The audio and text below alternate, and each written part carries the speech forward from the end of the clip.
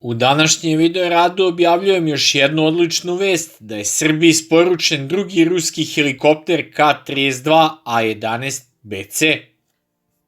Dobrodošli u web browser igru Colonium, svet strategije, politike, ekonomije i vojne moći. Imaćete priliku da izgradite svoj grad, da stvorite svoj savršen ekosistem i da odlučite o sudbini vašeg naroda. Hoćete li se posvetiti politici i postati lider sile, donoseći odluke koje će oblikovati budućnost vaše države? Ili ćete se okrenuti ekonomiji, trgujući sa drugim igračima? A možda ipak izabrati vojni put, postati general i voditi svoje trupe ka slavi? Igrajte dan i noć, kreirajte svoju strategiju i osvajajte kolonije, a na kraju pripojite i svoje sili. Vaši potezi će oblikovati tok igre i sudbinu vaše sile. Registruj se već danas preko linka u opisu videa. Naime, drugi protivpožarni helikopter K-32 proizveden u Rusiji isporučen je preksinoć Srbiji, dok je prvi helikopter K-32 A-11BC stigao u Srbiju 13. septembra prošle godine, verovatno transportnim avionom Il-76 egipatskog ratnog vazduhoplovstva. A kako je ceo posao kupovine ruskih helikoptera Kamov protekao? Prvi zvanični nagoveštaj da bi Srbija mogla nabaviti protivpožarne helikoptere se desio u martu 2021. godine, kada je predsjednik Srbije govorio o tome da su vojsci i policiji potrebni protivpožarni helikopteri i da će se o tome razgovarati sa francuskim i ruskim prijateljima. Informacija o kupovini ruskih helikoptera je dodatno potvrđena na sajmu Dubai Air Show 2021.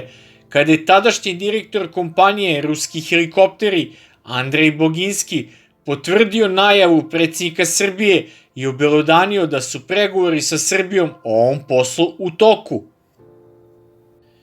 Nakon što je sredinom marta prošle godine predsjednik Srbije izjavio da je ugovor za helikoptere Kamov potpisan i da su oni već delimično plaćeni, ali da je neizvesna njihova isporuka, tadašnji ministar unutrašnjih poslova Aleksandar Vulin je krajem jula prošle godine izjavio da se isporuka helikoptera K-32 očekuju u narednih mesec i po dana, a prvi primjerak helikoptera K-32 A-11BC je premijerno prikazan u simuliranoj akciji gašenja požara na Kuli Beograd 6. oktobra prošle godine.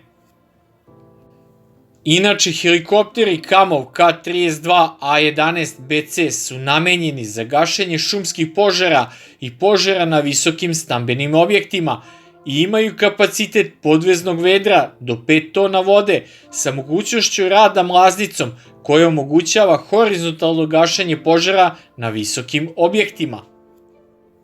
MUP Srbije, pored helikoptera Kamov na raspolaganju za borbu sa vatrenom stihijom od prošle godine, ima i helikoptere H-215 Super Puma, kojih je 3 u floti helikopterske jedinice MUP-a, a od kojih je jedan primarno u konfiguraciji za VIP prevoz.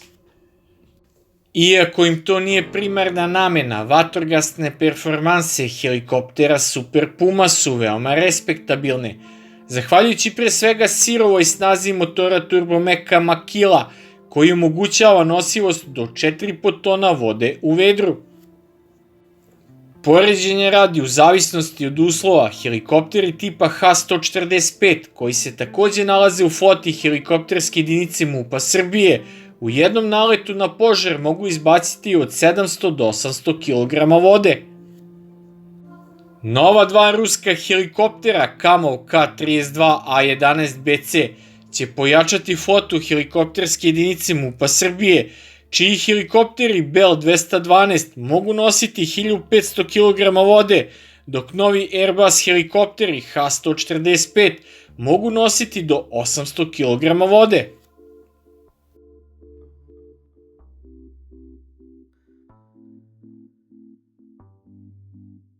Sve u svemu, sa ovolikom flotom helikoptera koji služe u primarnoj ili sekundarnoj ulozi za gašenje požara, Srbija može mirno da očekuje svako buduće leto ili ne daj Bože požar u višespratnicama širom Srbije.